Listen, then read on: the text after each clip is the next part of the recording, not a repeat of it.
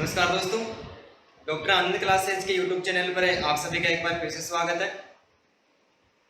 दोस्तों, अधिगम के पिछले वीडियो में हमने अधिगम स्थानांतरण के जो मुख्य तीन रूप थे, सकारात्मक है या फिर धनात्मक अधिगम स्थानांतरण, ऋणात्मक अधिगम स्थानांतरण और शून्य अधिगम स्थानांतरण के बारे में अध्ययन कर लिया था।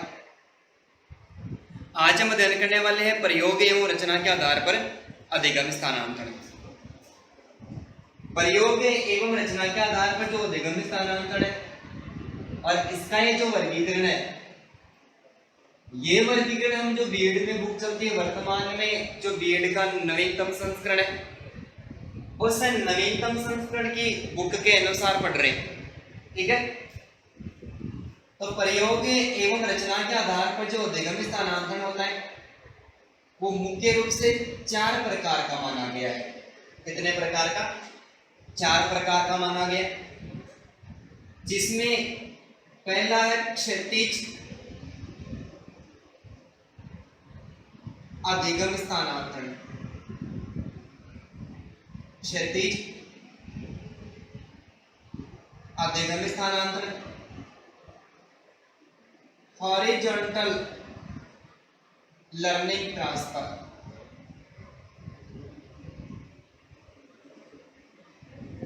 Horizontal learning transfer. दूसरा है लंबवत अधिगम स्थानांतरण। लंबवत अधिगम स्थानांतरण, लंबवत अधिगम स्थानांतरण। Vertical learning transfer, vertical learning transfer. तीसरा है एकपक्षीय अधिगम स्थानांतरण। एकपक्षीय अधिगम स्थानांतरण, एकपक्षीय अधिगम स्थानांतरण। Lateral learning transfer, lateral learning transfer. और चौथा है द्विपक्षीय, द्विपक्षीय अधिगम स्थानांतरण। द्विपक्षीय अधिगम स्थानांतरण bilateral, bilateral learning transfer, bilateral learning transfer. तो प्रयोग एवं रचना के आधार पर जो अधिगम स्थानांतरण है वो मुख्य रूप से 4 प्रकार का माना जाता है, जिसमें पहला जो अधिगम स्थानांतरण है वो क्षैतिज अधिगम स्थानांतरण यानी हॉरिजॉन्टल लर्निंग ट्रांसफर। दूसरा लंबवत अधिगम स्थानांतरण यानी वर्टिकल लर्निंग ट्रांसफर। तीसरा है एकपक्षीय अधिगम स्थानांतरण यानी लेटरल लर्निंग ट्रांसफर। और चौथा है द्विपक्षीय अधिगम स्थानांतरण यानी बाइलेटरल लर्निंग ट्रांसफर। तो प्रयोग और रचना के आधार पर जो अधिगम स्थानांतरण है वो मुख्य रूप से 4 प्रकार का माना जाता है। सबसे पहले बात करते हैं क्षैतिज अधिगम स्थानांतरण। हम यहाँ पर क्षैतिज अधिगम स्थानांतरण और लंबवत अधिगम स्थानांतरण, ये दोनों एक दूसरे के विपरीत है। और एकपक्षीय और द्विपक्षीय अधिगम स्थानांतरण, ये दोनों एक दूसरे के विपरीत है। यानी एक को समझने के बाद में दूसरा अपने आप समझ में आ जाएगा, तीसरा समझने के बाद में चौथा अपने आप समझ में आ जाएगा। आप ध्यान से सुने। सबसे पहले बात करते हैं क्षैतिज अधिगम स्थानांतरण। क्षैतिज अधिगम स्थानांतरण किसे कहते हैं? क्षैतिज अधिगम स्थानांतरण किसे कहते हैं? तो हम ऐसा कह सकते हैं कि जब एक क्षेत्र में, जब एक क्षेत्र में सीखा गया ज्ञान, एक क्षेत्र में सीखा गया ज्ञान उसी क्षेत्र में, उसी क्षेत्र में पुनः प्रयोग किया जाता है। उसी क्षेत्र में पुनः प्रयोग किया जाता है अथवा एक विषय का ज्ञान, एक विषय का ज्ञान बालक उसी कक्षा के, बालक उसी कक्षा के अन्य विषय में प्रयोग करता है, अन्य विषय में प्रयोग करता है, तो उसे क्षैतिज अधिगम्य स्थानांतरण कहते हैं।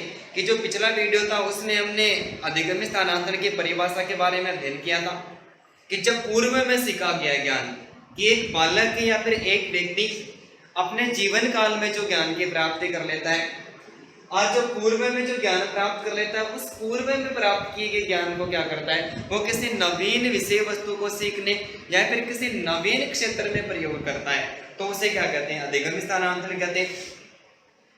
तो प्रयोग एवं रचना के आधार पर जो अधिगम्य स्थानांतरण है वो पहला क्षैतिज अधिगम्य स्थानांतरण है। ऐसा कह सकते हैं कि एक क्षेत्र में सीखा गया ज्ञान वापस व्यक्ति उसी क्षेत्र में प्रयोग करता है, या फिर हम ऐसा कह सकते हैं कि कोई बालक 8वीं कक्षा में है, जैसे कोई बालक 8वीं कक्षा में है और 8वीं कक्षा में बालक ने किसी भी विषय, मान लेते हैं कि गणित विषय का ज्ञान प्राप्त किया है। 8वीं कक्षा में गणित विषय में जोड़ बाकी गुणा भाग है वो सीखा है, गणित विषय में ज्ञान प्राप्त किया है और ये ज्ञान वापस गणित विषय में प्रयोग करता है। ऐसा कह सकते हैं कि एक क्षेत्र में सीखा हुआ ज्ञान, एक क्षेत्र में सीखा हुआ ज्ञान व्यक्ति उसी क्षेत्र में पुनः प्रयोग करता है। एक क्षेत्र में सीखा हुआ ज्ञान बालक या व्यक्ति पुनः उसी क्षेत्र में प्रयोग करता है, तो उसे क्षैतिज अधिगम्य स्थानांतरण कहते हैं। या फिर ऐसा कह सकते हैं कि एक 8वीं क्लास का बालक है और 8वीं क्लास के एक विषय में ज्ञान की प्राप्ति की, उस ज्ञान को या तो वो उसी विषय में प्रयोग कर रहा है या फिर अन्य विषय में उसी कक्षा के, यानी कक्षा तो केवल एक ही 8वीं कक्षा है, उसी विषय में या फिर अन्य विषय में प्रयोग कर रहा है, तो उसे क्या कहते हैं, उसे क्षैतिज अधिगम्य स्थानांतरण कहते हैं। तो सामान्य तौर पर हम समझ लेते हैं कि हम किसी एक क्षेत्र में या फिर एक विषय का ज्ञान प्राप्त कर लेते हैं, उसी ज्ञान को पुनः उसी विषय में प्रयोग करते हैं या फिर उसी क्षेत्र में प्रयोग करते हैं, तो उसे क्या कहते हैं, उसे क्षैतिज अधिगम्य स्थानांतरण कहते हैं। जैसे उदाहरण की बात करें, जैसे गणित में, गणित विषय में, गणित विषय में गुणा भाग सीखने के पश्चात, गणित विषय में गुणा भाग सीखने के पश्चात गुणनखंड इत्यादि को हल करना, गुणनखंड इत्यादि को हल करना, गुणनखंड इत्यादि को हल करना। कि बालक ने गणित विषय में ज्ञान प्राप्त कर लिया, सबसे पहले गुणा भाग, जैसे जोड़ बाकी गुणा भाग है, बालक करने सीख जाता है, जोड़ करने सीख जाता है, गुणा करने सीख जाता है, दो संख्याओं को आपस में। तो गणित जो विषय है, इस गणित विषय में गुणा भाग सीखने के पश्चात एक बालक ने गुणा भाग करना सीख लिया है और बार बार इसका प्रयोग करके क्या कर रहा है, वो गुणनखंड को हल करना सीख गया है। अर्थात गणित विषय के ज्ञान को बालक क्या कर रहा है, वापस गणित विषय में ही प्रयोग कर रहा है। तो एक विषय में सीखा गया ज्ञान वापस उसी विषय फिर अन्य विषय में प्रयोग करता है, यानी एक ही कक्षा में, जैसे 8वीं कक्षा में ज्ञान प्राप्त किया, 8वीं कक्षा की गणित में ही वापस प्रयोग कर रहा है, तो वो क्षैतिज अधिगम्य स्थानांतरण कहलाता है। दूसरा है लंबवत अधिगम्य स्थानांतरण। ये जो लंबवत अधिगम्य स्थानांतरण है, ये क्षैतिज अधिगम्य स्थानांतरण की विपरीत परिभाषा है। जैसे परिभाषा की बात करें, जब एक क्षेत्र में, जब एक क्षेत्र में सीखा गया ज्ञान, एक क्षेत्र में सीखा गया ज्ञान एक क्षेत्र में सीखा गया ज्ञान बालक दूसरे क्षेत्र में प्रयोग करता है तो उसे लंबवत अधिगम स्थानांतरण कहते हैं। तो उसे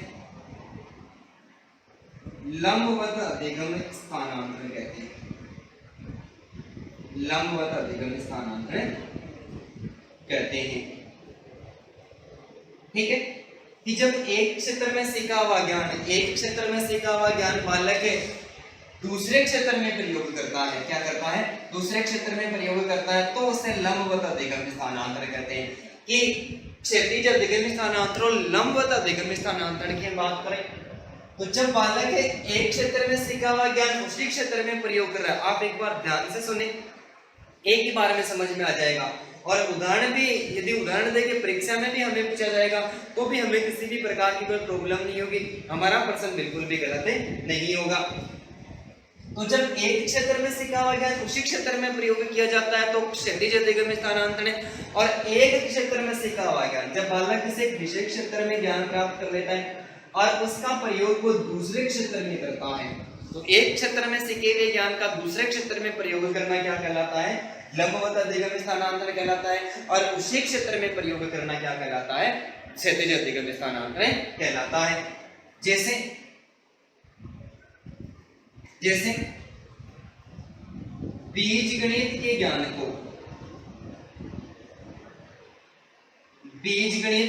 को अंक गणित में प्रयोग करना, बीजगणित के ज्ञान को अंक गणित में प्रयोग करना तथा अंक गणित के ज्ञान का अर्थशास्त्र की सांख्यिकी में प्रयोग करना, अर्थशास्त्र के सांख्यिकी में प्रयोग करना, अर्थशास्त्र के सांख्यिकी में प्रयोग करना। ये जो उदाहरण है इस उदाहरण में क्षैतिज अधिगम स्थानांतरण और लंबवत अधिगम स्थानांतरण दोनों के उदाहरण सम्मिलित हैं। जैसे हमें प्रश्न पूछ लेता है कि बीजगणित के ज्ञान को अंकगणित में प्रयोग करना, बीजगणित के ज्ञान का अंकगणित में प्रयोग करना, यदि इतना ही प्रश्न पूछता है तो इससे जो लाइन है ये जो वाक्य बीजगणित के ज्ञान को अंकगणित में प्रयोग करना, यहां तक जो अधिगम स्थानांतरण है वो क्षैतिज अधिगम स्थानांतरण है। यानी एक क्षेत्र में सीखा हुआ ज्ञान उसी क्षेत्र में प्रयोग किया जा रहा है। लेकिन वाक्य हमें पूरा पूछ ले और फिर पूछे कि कौन सा अधिगम स्थानांतरण है तो गणित विषय के ज्ञान को अंकगणित में प्रयोग करना और अंकगणित के ज्ञान का अर्थशास्त्र किसमें, अर्थशास्त्र की सांख्यिकी में प्रयोग करना। तो एक क्षेत्र में सीखा हुआ ज्ञान बालक यहाँ पर क्या कर रहा है, दूसरे क्षेत्र में प्रयोग कर रहा है। तो बीजगणित के ज्ञान को अंकगणित में प्रयोग करना तथा अंकगणित के ज्ञान का अर्थशास्त्र की सांख्यिकी में प्रयोग करता है बालक।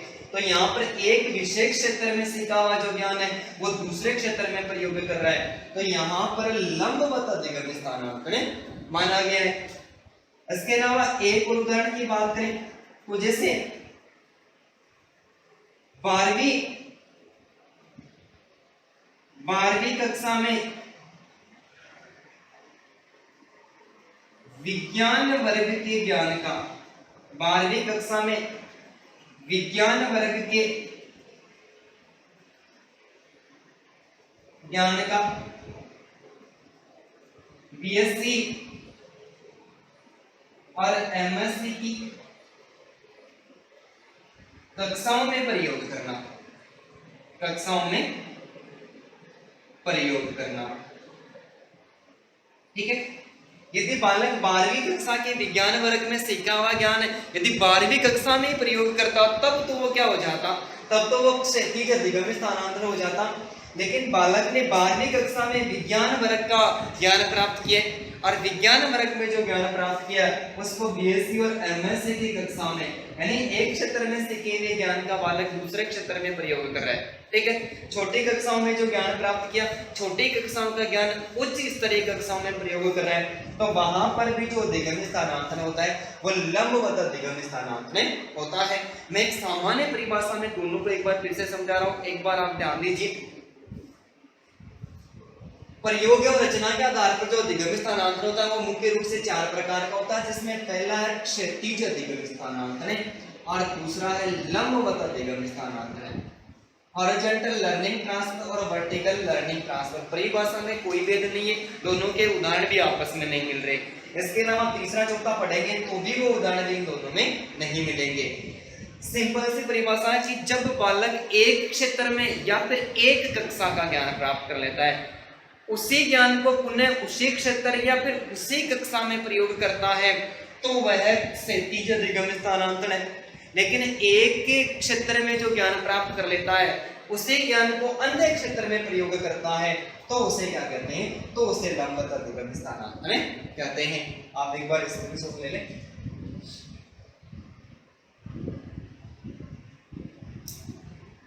ठीक है,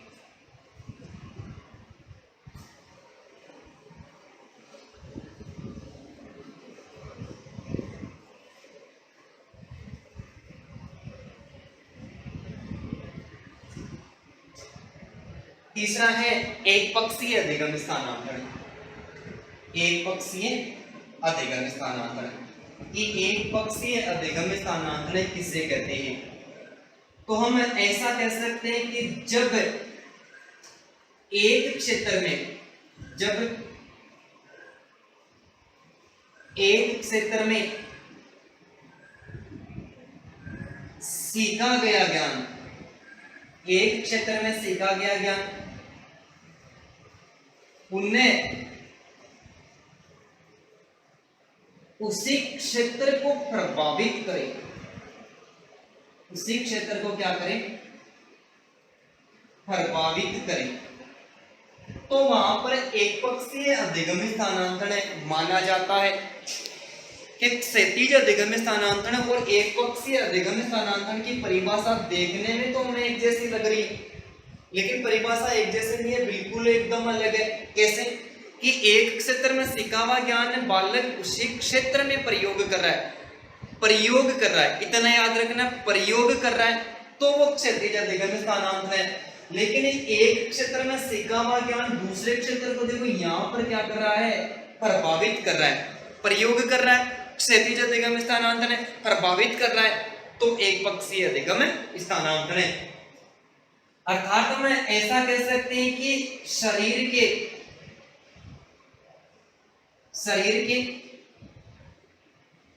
एक पक्ष, शरीर के एक पक्ष द्वारा अर्जित कार्य कुशलता, शरीर के एक पक्ष द्वारा अर्जित कार्य कुशलता से, अर्जित कार्य कुशलता द्वारा, शरीर के एक पक्ष द्वारा अर्जित कार्य कुशलता उसी अंग की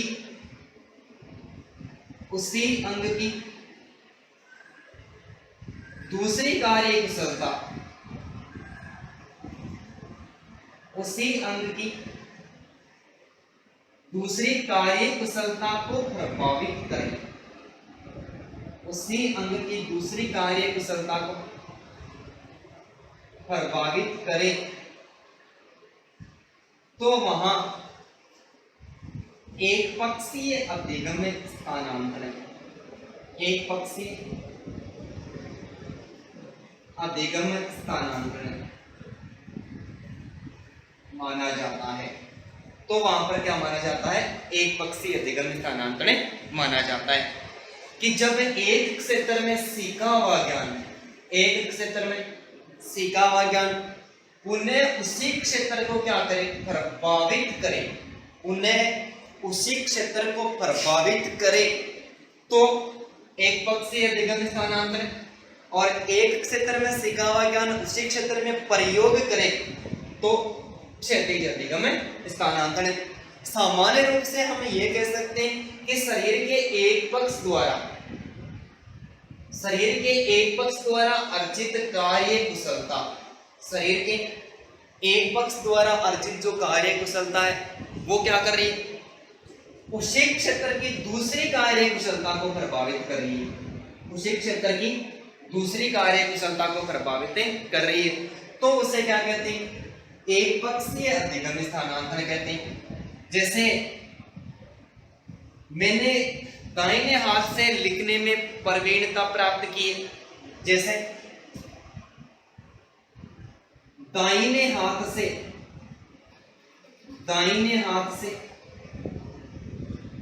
लिखने में प्रवीणता प्राप्त करने के बाद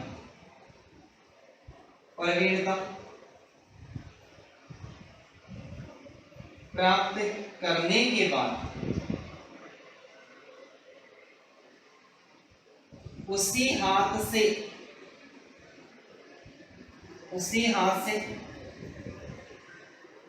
पेंटिंग बनाना, उसी हाथ से क्या करना, पेंटिंग बनाना।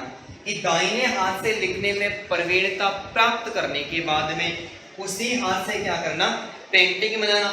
कि मैंने क्या किया, लिखने की जो प्रवीणता है दाहिने हाथ से मैंने लिखना सीखा है और दाहिने हाथ से मैंने क्या किया है, पेंटिंग बनाना सीखा है। दाहिने हाथ से तो लिखना सीखा है और दाहिने हाथ से मैंने पेंटिंग बनाना सीखा है। तो शरीर के एक पक्ष द्वारा अर्जित यानी एक हाथ ने जो कार्य कुशलता प्राप्त की उसी अंग की दूसरी कार्य कुशलता को प्रभावित करे, तो लिखने के साथ में पेंटिंग बनाने की भी जो कार्य कुशलता थी वो मैंने प्राप्त कर ली। तो ये एक ही अंग के द्वारा कार्य किया जा रहा है, इसी अंग ने क्या किया, उसी अंग को वापस से प्रभावित किया। तो एक क्षेत्र में सीखा हुआ ज्ञान व्यक्ति उसी क्षेत्र को एक क्षेत्र में सीखा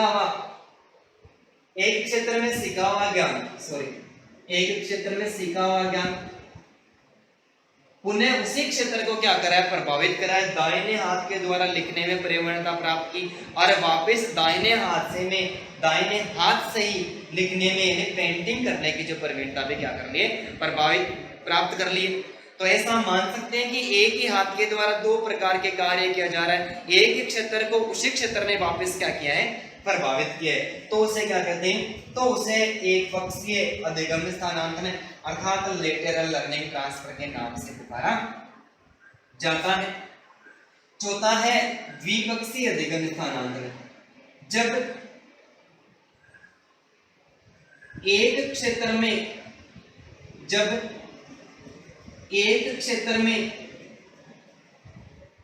सीखा गया ज्ञान, जब एक क्षेत्र में सीखा गया ज्ञान दूसरे क्षेत्र में बिना किसी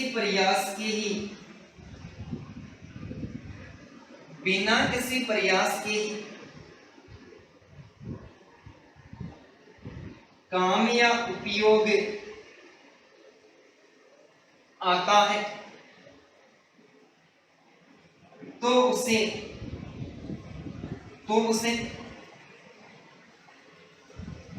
द्विपक्षीय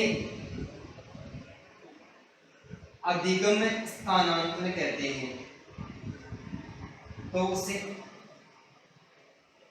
द्विपक्षीय अधिगम स्थानांतरण कहते हैं। कि एक पक्षीय अधिगम स्थानांतरण की जो विपरीत परिभाषा है वो कौन सी होगी, द्विपक्षीय अधिगम स्थानांतरण की परिभाषा होगी। कि जब एक क्षेत्र में सीखा गया ज्ञान दूसरे क्षेत्र में बिना किसी प्रयास के, ठीक है, बिना किसी प्रयास के उपयोग में आता है, प्रयास करना ही नहीं पड़ता है। अर्थात हम ऐसा कह सकते हैं कि शरीर का एक पक्ष या शरीर का एक अंग कार्य करने लग जाता है तो दूसरा अंग अपने आप ही कार्य करने लग जाता है, उसको कार्य करवाने अर्थात सिखाने की कोई आवश्यकता नहीं होती। जैसे जब बालक का जन्म होता है और आयु जो बढ़ती है वो बड़ा होने लगता है, सबसे पहले वो बैठना सीखता है, फिर वो चलना सीखता है। जब वो चलना सीखता है तो वो या फिर एक हाथ को या फिर एक पैर को ही हमेशा आगे नहीं बढ़ा सकता। एक हाथ के साथ में जब एक पैर को वो चलने के लिए आगे बढ़ाने की कोशिश करता है, दूसरा पैर को सिखाने की आवश्यकता नहीं है, दूसरा पैर क्या करता है, अपने आप ही आगे बढ़ने लग जाता है। अर्थात मैं ऐसा कह सकता हूं कि मैंने एक हाथ से लिखने में प्रवीणता प्राप्त कर ली है, तो मैं दूसरे हाथ से भी क्या कर सकता हूं, लिखने में प्रवीणता प्राप्त कर सकता हूं। दूसरे हाथ को लिखने में प्रवीणता सिखाने की कोई आवश्यकता नहीं है। एक भाग से, शरीर के एक भाग से प्रभावित होकर दूसरा भाग क्या कर रहा है, अपने आप कार्य कर रहा है। तो एक क्षेत्र में अर्थात कह सकते हैं कि किसी विशिष्ट क्षेत्र में सीखा गया ज्ञान दूसरे क्षेत्र में बिना किसी प्रयास के, दूसरे क्षेत्र को प्रयास करना ही नहीं पड़ता, बिना किसी प्रयास के दूसरे क्षेत्र में काम आता है, तो उसे क्या कहते हैं, तो उसे द्विपक्षीय अधिगम स्थानांतरण कहते हैं। जैसे जैसे दाहिने हाथ का कार्य, जैसे दाहिने हाथ का जो कार्य है, दाहिने हाथ का कार्य बाएं हाथ के द्वारा भी करना,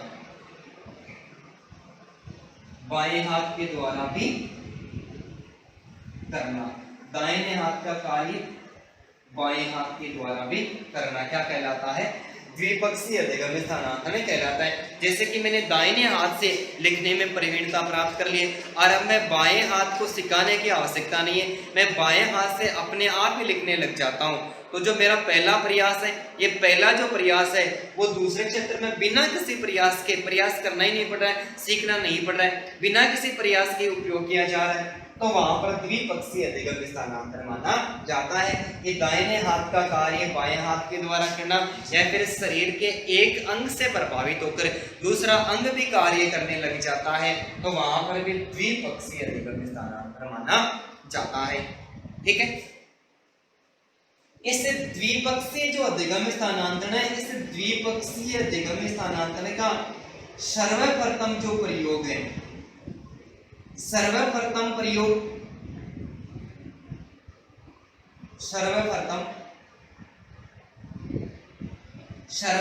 जो प्रयोग है वो स्विफ्ट महोदय ने